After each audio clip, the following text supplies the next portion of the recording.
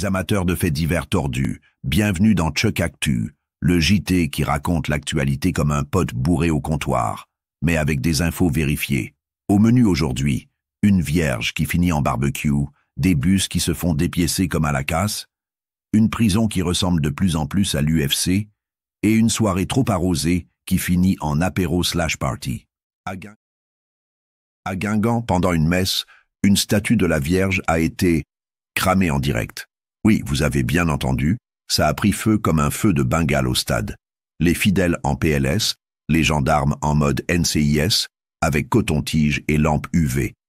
Petit rappel, c'est déjà la 3e fois que la basilique se fait incendier la déco. À ce rythme-là, ils vont devoir installer des extincteurs au lieu de cierges. À Guingamp, direction Toulouse, où des petits malins ont démonté 37 filtres à particules sur des bus, valeur du butin, 400 000 €. Le casse parfait, sauf qu'au lieu de braquer une banque, ils ont préféré faire cash bus, le retour. Résultat, des milliers de Toulousains à pied. Franchement, Toulouse sans bus, c'est comme un kebab sans sauce blanche. Ça n'a aucun sens. Au centre pénitentiaire d'Osny, ambiance UFC ce mardi.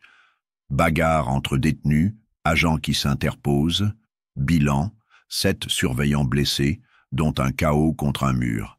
Et 1 heure plus tard, 2e round. Un conseiller reçoit 2 pains dans la tronche. Le syndicat hurle à la violence, mais là on se demande si Osny c'est une prison ou une salle de sparring clandestine. À Pouancé, dans le Maine-et-Loire, un SDF de 28 ans a bu un peu trop avec un couple. Dispute, mise à la porte, retour devant la maison. Et paf, 2 coups de couteau au cou donnés par la compagne. Chuck, trop de verre, ça finit en verre funéraire. Sérieux, boire c'est bien, mais si t'es en mode mojito machette, faut savoir lever le pied. Voilà, c'était Chuck Actu. Le journal qui mélange faits divers et humour noir, comme un cocktail mal dosé. Si t'as kiffé, abonne-toi, balance un pouce bleu, et dis-moi en commentaire lequel de ces faits divers t'a le plus secoué ou fait marrer. Allez, on se retrouve pour le prochain JT de l'absurde.